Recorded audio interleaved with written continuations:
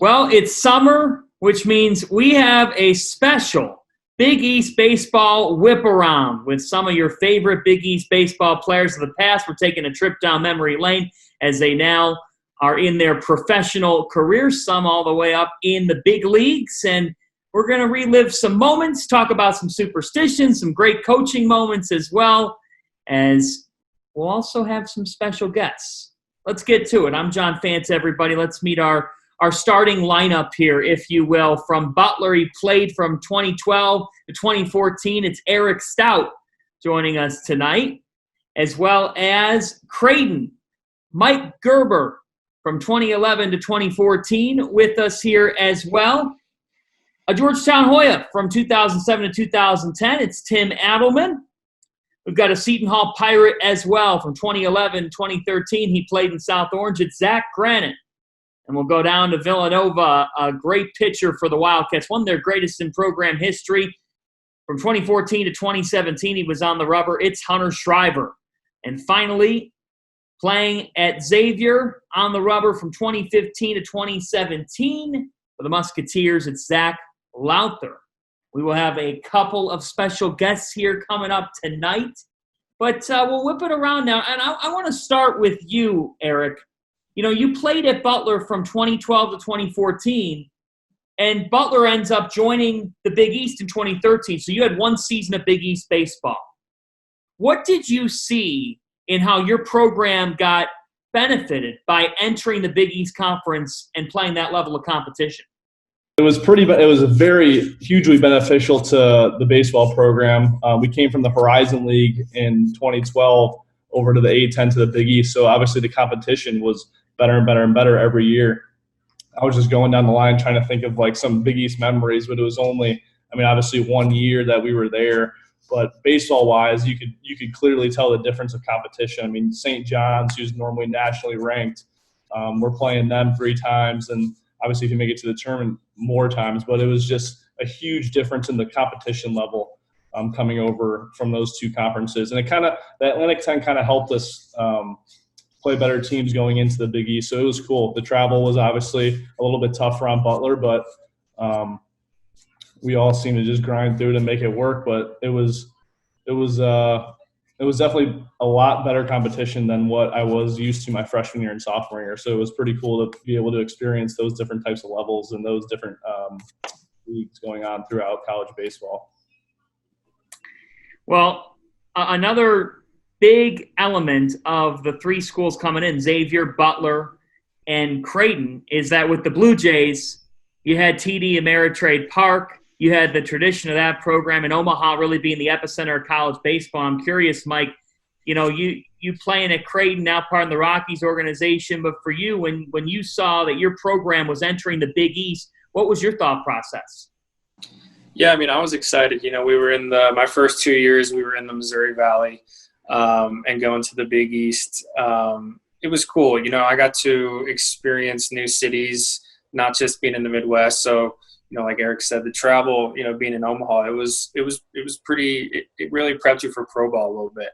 I got the chance to play when I was a senior. My brother was a freshman, so we got the chance to go to Brooklyn for the conference tournament and do all that stuff and visit Times Square, and it was a really cool experience to be able to have with family member like my brother and just the teammates there. It was fun. All right, what's Ed Service's best saying? His best. He's got a lot of good sayings. Man, you're putting me on the spot. I don't know. Coach is very old school, very hard nosed, and he expects a lot out of his guys, and his guys know that. So, I don't know if I got one thing right off the top of my head, but he's as classic old school baseball mind as you get. So, Tim, you playing at Georgetown from 2007 to 2010. Favorite Big East memory? Wow, it's a good question. The conference looks so much different back in the day. It's over 10 years ago now. It's a little bit embarrassing, but do you feel old? Yeah, unfortunately, yeah. I think I noticed when you were introducing everybody that I'm the oldest guy here that used to play in the Big East. So thanks for that. But that conference had some stacked teams. The UConn team with George Springer and Mike Olt and Nick Ahmed and Matt Barnes, and Louisville and Notre Dame were all really good teams. St. John's still was a good team back then. But I would say the top memory for me was probably Louisville was, I think, top 5 my junior or senior year, and we ended up walking them off in the 9th inning at home one game when they were 5th in the country, and that was pretty cool. So one of the better team wins that we had when I was there.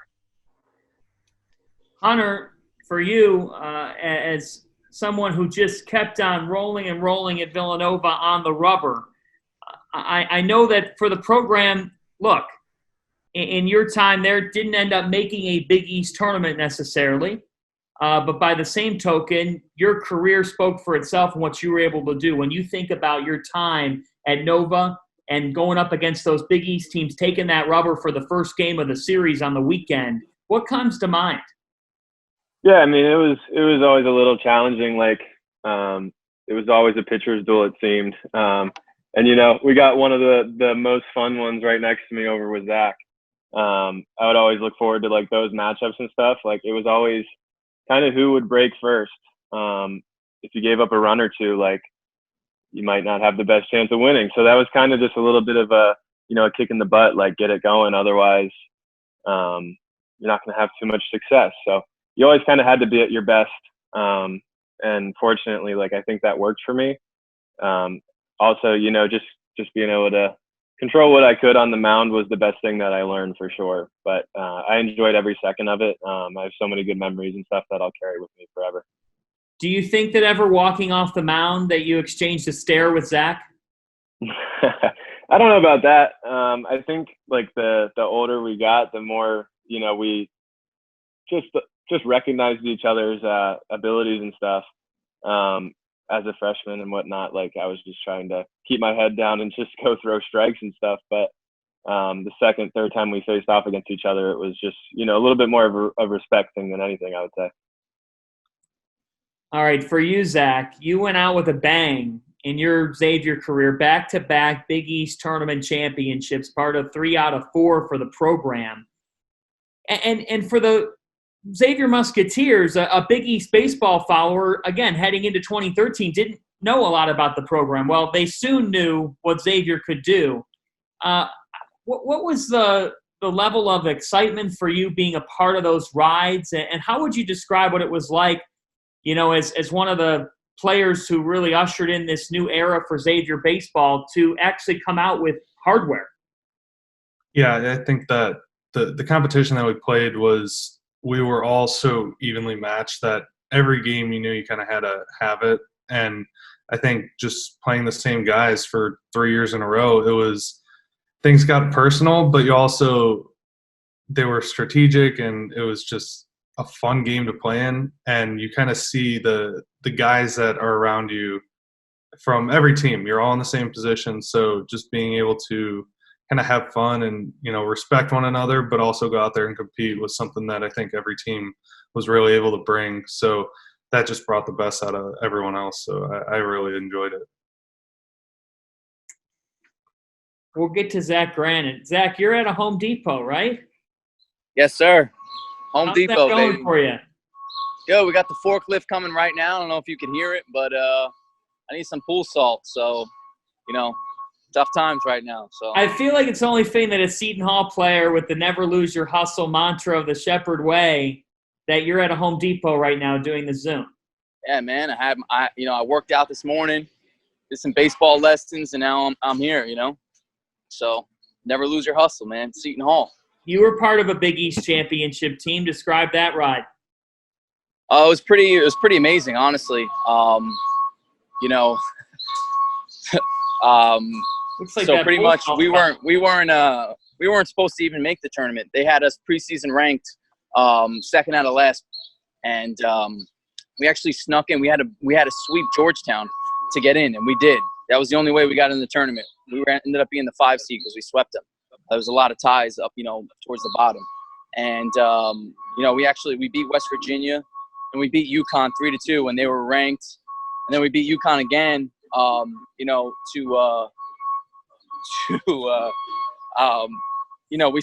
we beat them by over 10 runs. We mercied them. And then we beat St. John's in the championship game. So it was pretty cool for me because I originally wanted to go to St. John's. And so I always kind of wanted to beat them, extra bad because they didn't really want me. So, I feel like it was like a relieving moment for me to be able to win that game. That Seton Hall-St. John's rivalry is for real. And some rivalries in the Big East are going to be reborn because tonight on our whip around, we've got a couple of special guests now. We've got somebody in the waiting room here. I think he's about to join us. The UConn Huskies returning. Zach, you were just talking about that great championship victory that you had back in 2011 against the Huskies. Waiting here now on one. Let's see here if he joins. Scott, you hear me? I hear you. How are you? There he is.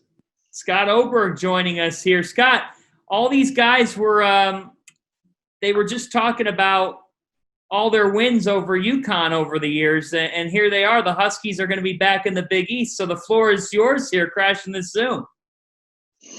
Yeah, man. I mean, I don't remember losing too many times in these Big East games. A few championship games. We lost to Louisville, lost to St. John's over the years there. But, no, I mean, it was a super competitive league when we were there. I was there from 2009, 2012. Up and down. There was no breaks. It didn't matter if you were facing, Notre Dame, South Florida, Cincinnati. You had to come with it every weekend. So it was it was a great test, and you see where guys are coming out, beyond that their individual programs, the conference itself, where guys have landed up and down, organizations,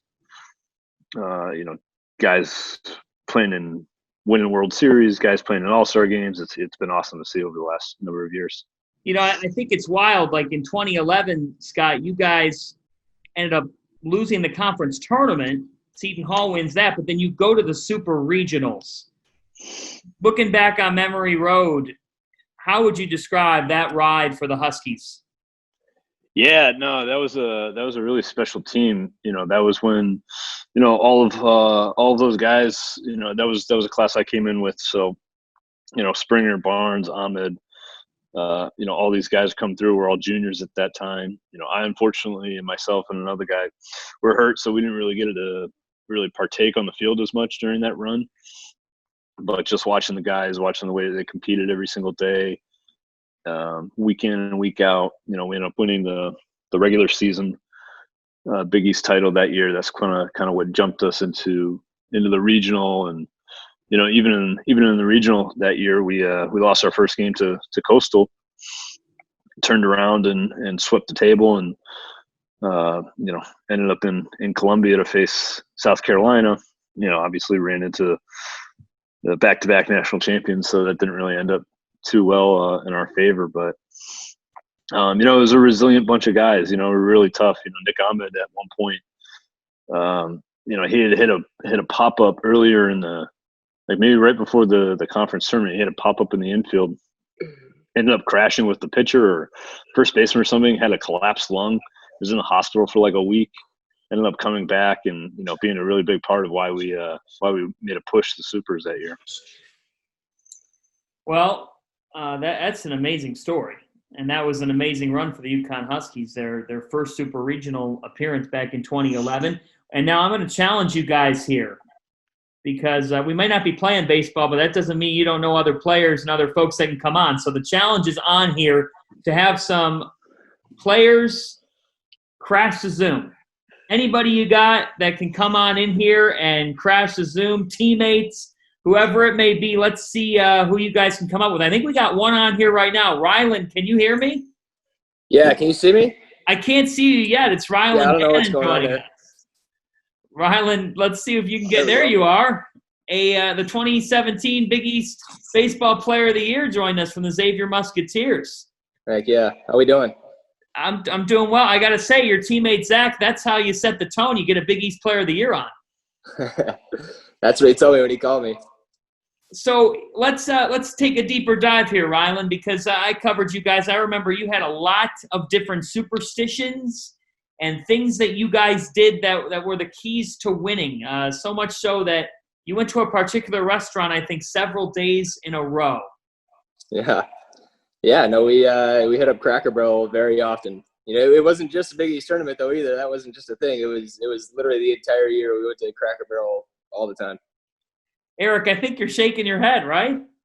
Yeah, I mean, we did the same. We ate there a lot, but I was shaking my head because Cracker Barrel was good compared to what we ate. We ate Golden Corral all the time on the road.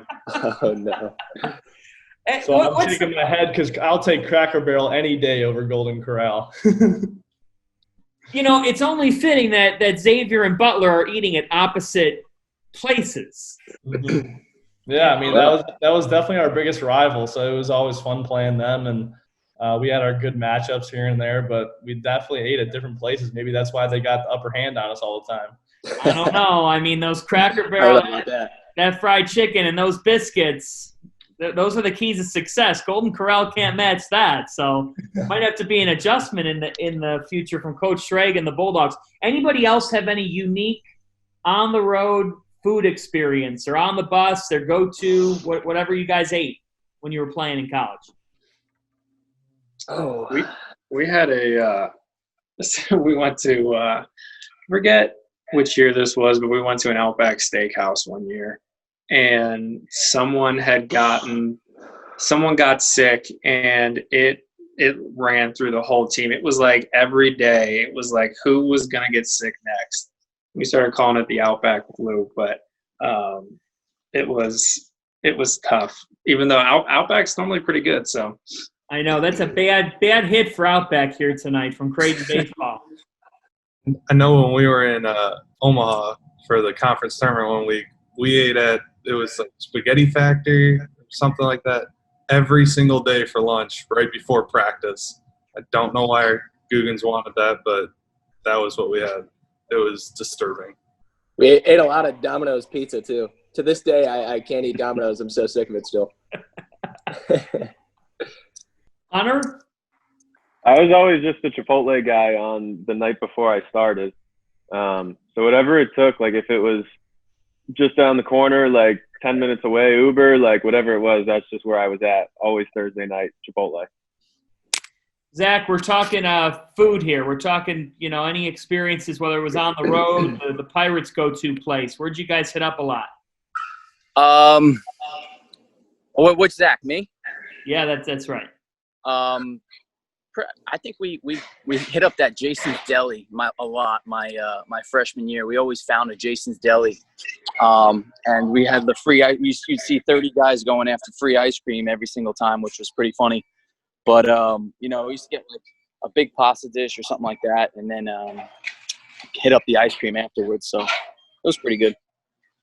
Yeah, you can't go wrong with ice cream after. That's too good. What about dugout superstitions? I'm curious. Anything that comes to mind in your recall of something that you guys did as a team that was unique or different from other teams?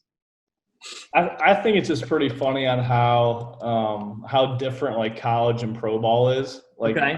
I remember like even after, I mean, we would always do these like stupid antics in the dugout, and you're banging on ball bins, and you're hitting the bat against the ceiling just to like distract the other pitcher or whatnot, trying to get under their skin, and then watch it. And like spring training, I spent a couple of years with the Royals and weren't surprised. And they always have college tournaments down there. And you're watching these guys in the dugout, you're just like, was that really us? Like, did we really do that? Like, just hooping and hollering like crazy in there. I think it's just funny to go back and look at it, but I feel like everybody kind of did the same thing. Just do whatever you can to just get under the other pitcher's skin, and it was just a riot. I mean, I don't know if there was anything in specific that I can remember that we did, but it was just a bunch of stuff just to try to get after the other team and kind of get your team going, basically. Well, I think, and Mike, you can reflect on this. Creighton was the new kid on the block in the Big East, one of the new kids on the block. There had to be that mentality, right, coming in of we take a lot of pride in how we do things, in what we do, and we've had success doing it. The dynamic of now you're entering a league that has this pedigree, that's got St. John's, that's got Seton Hall, some programs that have been established. Can you speak to coming in and kind of those older brothers that have been there for a while, learning who you were? Yeah, I mean, Creighton has its, we were always on the top of our game defensively. Coach Service takes a lot of pride in defense. But, we ran, Coach ran the program the same way he did in the Valley. One of the big things that I took, that we did in college that sticks with me is like sprinting on and off the field. We talk about like how the pro game is just different from the college game. And I know it would like, a lot of other teams just thought it was dumb. But that's just what we did. Like we would literally have practice. And one thing during practice would be we would get timed to how fast we could each run to our position. And it was like that was just something we did at Creighton. And, we took things from the Missouri Valley that we did and we just implemented it right back into the Big East. And, we really didn't, we were loud in the dugout, like Eric said, and, hooping and hollering. And it probably rubs some people the wrong way, but that's just how we played. So, it's definitely different than the professional game. You don't see guys sprinting from the dugout to center field in pro ball, that's for sure. All right, Rylan and Hunter, when you guys faced each other, you ever remember your head-to-head matchups? I remember watching you hit more than I remember facing you. Yeah, I don't really remember facing too much. I just remember him being nasty. And I remember his stuff was good. If we were at Xavier, I think you were good for 1 or 2 home runs every other game. I don't remember what you did against me. You might have done the exact same thing. That's not hard to do at Xavier, though. Yeah, sure. I was just going to say, I think I hit a ball off the warning track at Xavier. Short putting them on the hills. Yeah, personal matchups, I don't even remember. It's all just a blur. Yeah, I agree. Lowther, I'm surprised I never saw you sprint off the field. You don't see me sprint just about anywhere. Gerber would beat you in that race. Anybody have a fun story or maybe something that maybe in pro ball that like somebody from your school has come up to you or surprised you at a game or something that comes to mind? Maybe now that you look back on your career that you haven't brought up yet tonight? My freshman year, it didn't really turn into much, but we ended up clearing benches with St. John's. Wow. Yeah, so it was kind of funny, and I ended up playing with the guy in pro ball with the Rockies, who was the starting pitcher and who instigated the whole thing.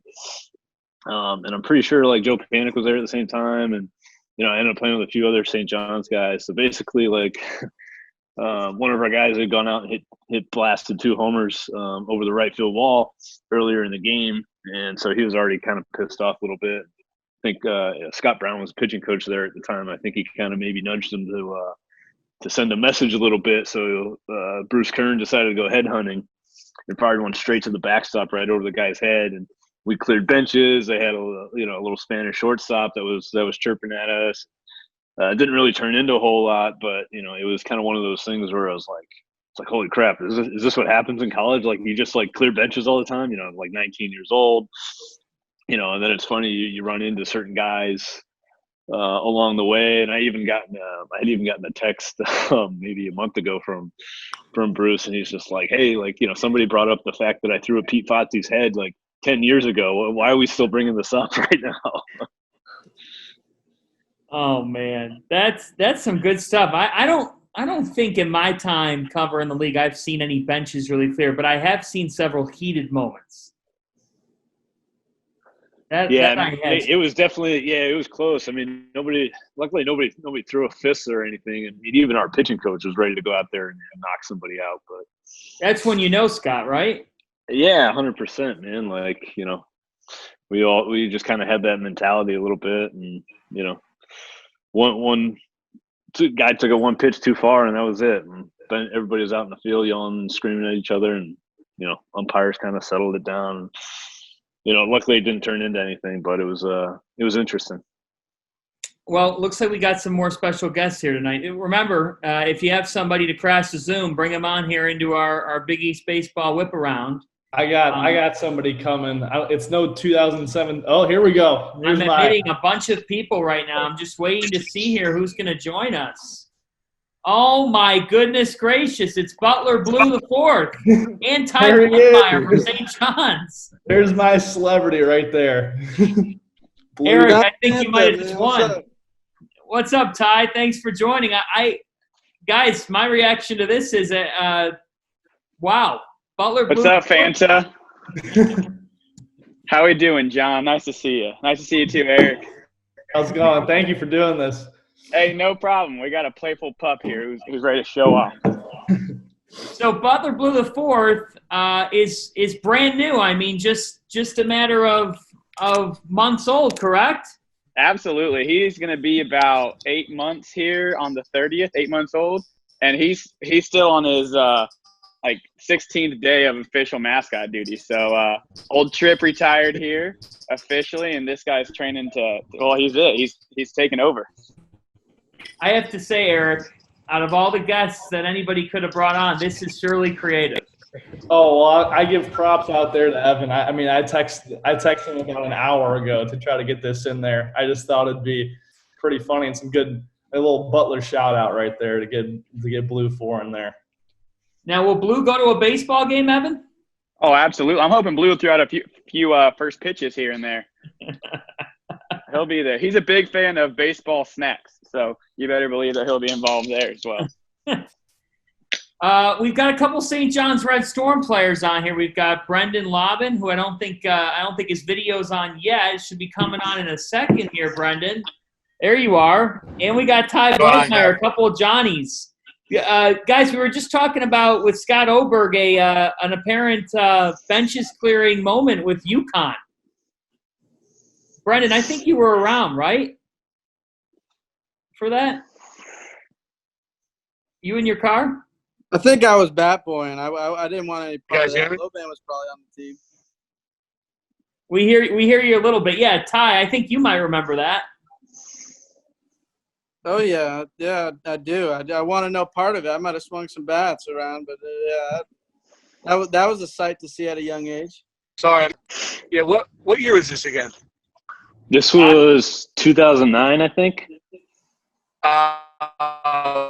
This was at UConn, 2009. Yes. Bruce Kern was on the mound. Yes. I think that was all intentional. We're a little bit. Years out of that, a little bit. So that was with Peter. I heard Fatsi, stories right? about everybody getting riled up, but very, very interesting. So. All right, Ty. You're the son of Ed Blankmeyer, and we've got Mike Gerber on here. I know there's been some epic encounters, including championship game encounter between the two Eds, Creighton and St. John's. As well as St. John's and Xavier. We got Zach Lowther, Rylan Bannon as well on here.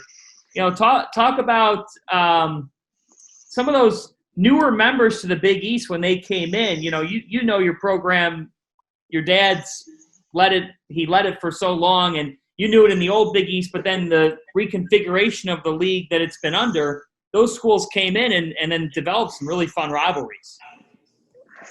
Yeah, I think when UConn and Louisville left, I was young, but the UConn-St. John's rivalry got intense towards the end with Loban. Loban was there. Scott Oberg knows. With all those Mike Goltz of the world, George Springer, it got intense.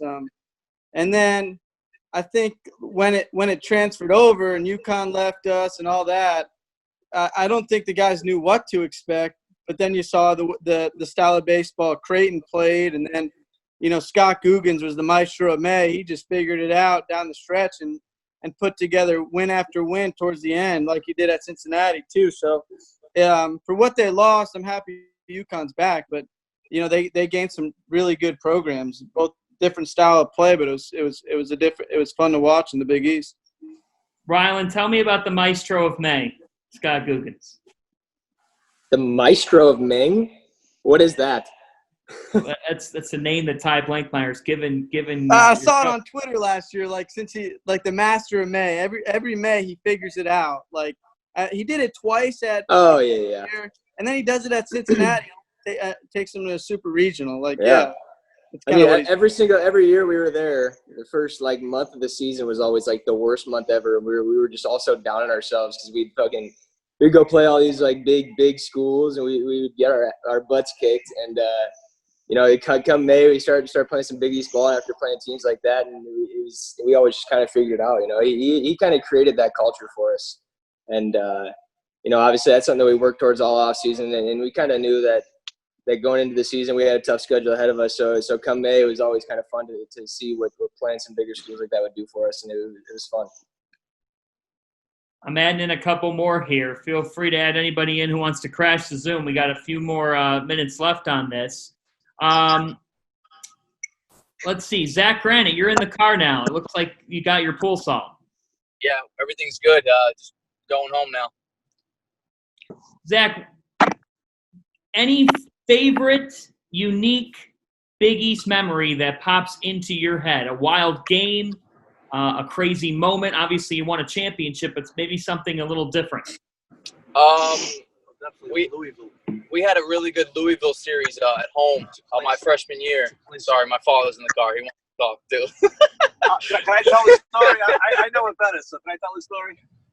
Sure, Mr. Granny, you can tell the story. So we're playing Louisville. They got stud pitching, and we go 0-0 into the 18th inning. Wow. We walk them off 1-0. Very next night, we go 0-0 into the 9th inning. We walk them off 1-0. And then our hitting coach comes up to all the hitters. He goes, "Listen, if we scored 10 runs, I forgot what it was. Like, I'll buy you guys all pizza, whatever." He just wanted to hit. And because, both games, Friday and Saturday night, I think we got a combined in 27 innings. I think it was like a combined like 10 hits, with both teams. There's not a lot of hitting going on. And especially at Seton Hall, the field's a graveyard there. So, it's tough hitting. So, and then that last game, we ended up scoring 10 runs. We actually swept Louisville my freshman year.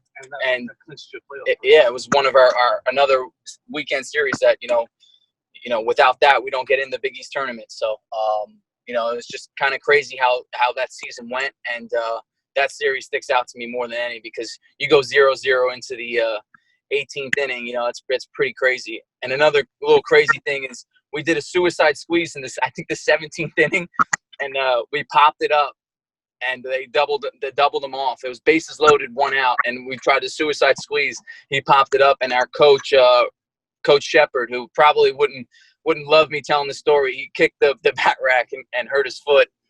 Was in a boot. He was in a boot all next week, so it's kind of funny. But it's laughable now, but in the moment, nobody wants to go 18 innings. That sounds insane. We've also welcomed in another Villanova Wildcat, Todd Sinigi, joining us here tonight. Todd, good selection there from your teammate Hunter. Thanks. Yeah, it's good to be here. Todd, when you think Big East baseball, what comes to mind? For us, a lot of losses. We kind of get around a lot by guys, but I mean, it was fun. I don't know, it's a pretty good conference for what we got. Me and Hunter kind of got in right after. It was a really good conference, but I don't know, man. It's a lot of fun baseball. It's a lot of good memories looking back on it. We had somebody in here. Does anyone know who Danger Dave was? No? Yes? Yeah, that's my brother. He's coming back in. I don't know. I got kicked out. All right. All in the Gerber family here tonight. We'll wait on him. That is an amazing. Oh, I think he's coming in here now. I mean, that for a Zoom name is it's definitely as unique as I've seen here over the last month. So I appreciate the creativity. There he is, Danger Dave. Oh God, is that what it says? That's what it said when you first tried to come in, Dave Gerber. I know. I jumped out. My brother texted me. He said, "You're not going to believe it, but it says Danger Dave is your name." So jumped out, made some adjustments. How honored are you that your brother selected you to crash the Zoom? No, I know. I was like, is it too late? Can I jump in? He's like, yeah, I think you should be okay. So, yeah, this is cool. This is really cool. So, Dave, what are you up to now?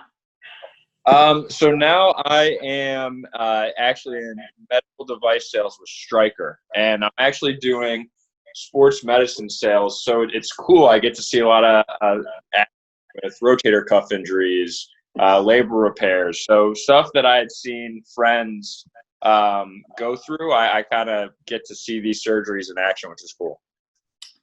I tried to ask your brother, but he was really nice about it and wouldn't necessarily give me the direct answer. So I'm going to try it with you. You have to give me an Ed Service saying, a story, something. Is it? I know one thing. He likes to take you guys to Outback Steakhouse, and I believe that he liked a cold Coke. Yeah. Okay. So here, I mean, there's a good story with that. Coach Service was the best, and still keep in touch with them. But this is actually kind of a funny story. There's always a cooler for bus trips with Gatorades and waters and you name it. And when I came in as a freshman, I really didn't know this unwritten rule of there's a 6-pack of Coca-Cola in the cooler, don't touch it. And so I walk into the bus, packed up, ready to go. I think it was the first bus trip I had ever been on. And I see Coke in the cooler, so I grab one and I walk to the back and I get to my seat and I'm sitting there drinking it. And my brother looks at me and a couple of guys look at me and they're like, "What are you doing? This is Coach's. You can't touch this." And I was just a terrified freshman. I actually don't know if Coach knows that ever happened. I think he had mentioned, like, is there one of these missing? But it was kind of like this moment as a freshman when you're overwhelmed. You're like, oh no, I just screwed up big time. I know all the upperclassmen got a kick out of it for sure. Mike, you didn't warn your brother? No, I didn't want to hold his hand through the whole college process. So I let him make his own mistakes. Yeah, thanks. Exactly. And Dave, we were talking about some rivalries, and I think the Xavier guys and you guys certainly went back and forth. St. John's as well. Well, what do you think about when you think about some of the great games you played? And I know a couple Big East championship games certainly do come to mind. Yeah, I mean, I think there were every team. I mean, there were some really great rivalries in the Big East, and it was, we had a couple games against St. John's and Seton Hall that were always heated, but really that's the fun, competitive atmosphere that you were looking for. And listen, we had games where we kind of came out on top, and it was a really great moment, and they had the same against us. I think my favorite thing from the competition of it all and that rivalry is post playing at Creighton, I was lucky enough to be in the minor leagues with a couple St. John's guys that I was big rivals with. And, you meet each other and you're kind of like shifty at first, but we ended up becoming really good friends. And Matt Clancy and Tyler Dixon, two St. John's guys that I was like, we're huge rivals. And then we got along great. So, yeah, there were some good moments in conference tournaments against St. John's. And obviously, I love that rivalry the most. They beat us up a little bit too. But those guys were actually some of my best friends after being at Creighton, which is really cool. Ty, we've talked a little bit about superstitions, different routines. St. John's baseball has plenty of them, one of which comes to mind in the dugout throughout the game. It's a sound that when you're specifically playing St. John's and you're in the field, if you're hearing that sound of something quite a bit coming from the St. John's dugout, it means bad news. Are you talking about like the bell? Of course, that's the sound I'm talking about. Yeah, Coach Hampton does this little like quality at bat bell, and every time, we probably got carried away with it. You did, because a sacrifice fly and a ground ball to advance somebody to second was a bell. Yeah, I mean, whatever. It formed some camaraderie in the dugout, got everybody fired up, got them a little bit out, got them outside of themselves a little bit, and instead of getting a hit, you still had a productive at bat. So the principle of it was cool, and that's how they kind of started developing a team offense. So I mean, it was awesome in that regard. Brendan, what's your favorite Ed Blankmeyer saying? There's one of many. As you know, Blankmeyer has a very distinct voice. There was one incident where we were supposed to tarp the field the night before. The rain was supposed to come in. We're all sitting in the hallway, and he turns around in the hallway and he goes, "Hey guys, I guess we got caught with our pants down, you know." Like we're all like looking at each other like, "What?" We had tarped the field, so we missed practice. And he loved tarping the field, even if there was like a 30% chance. So that was pretty funny. But he's got great sayings in anything. I think when we won the Big East championship in 2009, he was like, how do you like them apples? That's what he said. Like when we won, and he was all pumped up and jived up about that. So plenty more where that came from. He's got so many sayings. He's the typical Jersey guy who's got sayings for anything. So great guy, and awesome guy with sayings. If you doctored up a Jersey guy that's a baseball skipper at a university in Queens, that's who you would get. Oh, exactly. And he's got a flavor of New York too. So you got to. Right there he is. Low band's talking crap about you. No, it's all great stuff. Wow. No. Tough group. Yeah, Coach Blankmeyer, you got Creighton and Xavier players in here talking about the rivalries they had with you. What rivalry? What rivalry? What are you talking about, for God's sakes? Nah, guys were good. Guys were good. And that's the Pirate. You wearing a hat to Pirate? Is it the Pirate? Yeah, it is. There it is. Guys, I graduated from Seton Hall. We had Zach Granite on here, but he was too busy at Home Depot. So that's cool. I did not play baseball. I mean, I did it in like fourth grade. I was a bad pitcher, Coach. You might have put me in. There's Zach Granite. I might have. Shit, I put a lot of guys in and didn't do the job. I make a lot of mistakes, You remember facing Zach Granite? Yeah. Yep. Couldn't get him out. That's right. I tried to make your life miserable, man. That was my job. Should have recruited That's what you had to do. I wanted to go to St. John's, man. That's what you had to do. I know. Hey, Zach, here's your chance to tell him he messed that up. What did I get? I think I got Jimmy Brennan. Yeah, you guys got Jimmy Brennan. He was a year older, but yeah, that was a tough one. Oh, I have a quick story for you while I have you here. So I remember when I was going through the recruiting process, this is why I never liked St. John's. And it's nothing against you, but it was when I was going through the recruiting It's probably process, because of low band. That's probably the reason. Well, supposedly I was left tickets for you guys' games my senior year or my junior year of high school.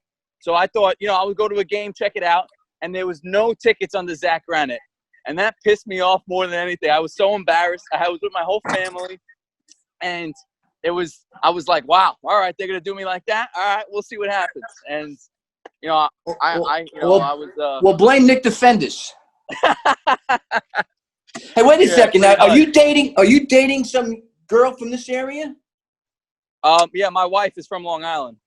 No, wait a second. I met somebody a while ago that threw your name at me. You're stealing John Thamp's thunder here. I'm sorry there, Johnny boy.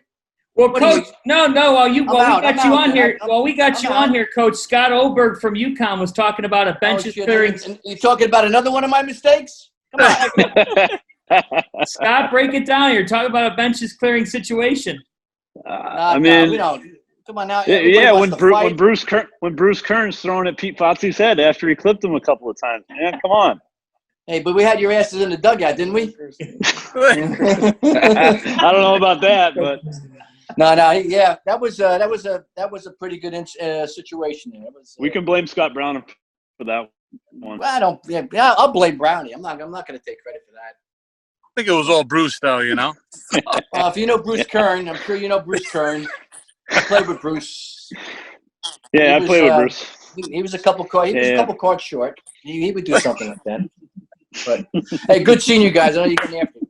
Coach, thank you for coming on here. That was a great surprise. I think we'll go here 5 more minutes here before we wrap it up. Anybody who hasn't discussed a story, a memory, something that pops in their head that they think about when they think about their playing days or Big East baseball. I remember when Creighton first came in. It was, I think my freshman year was their first year. We might have opened with them too, and we didn't really know what to expect. We just knew like they were a great fielding team, and they were going to get the job done. And I think game 1 we actually beat them.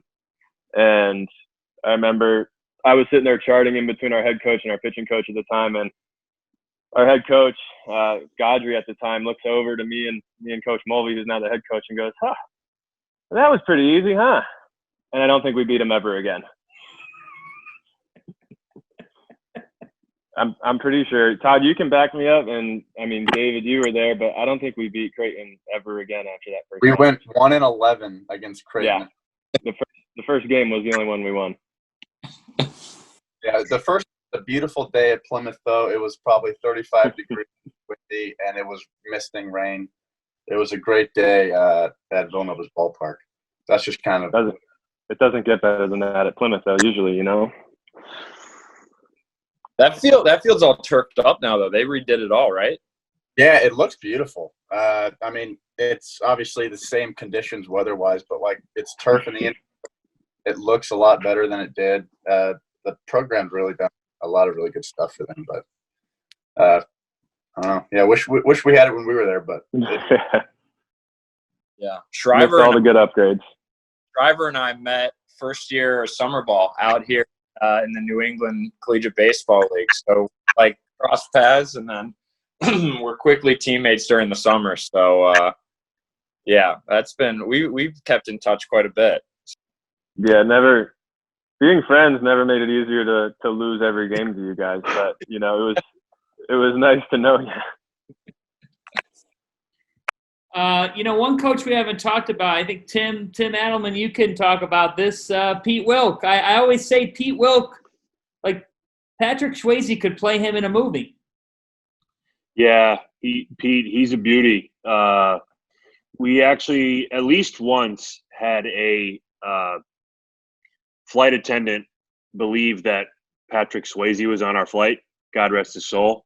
And I'm pretty confident that those attendants actually bought it and were like at least one of them went up and approached him for an autograph. So that was always something that we had fun with him. But yeah, he was a great guy. He was fun to play for. We just unfortunately didn't get that many wins.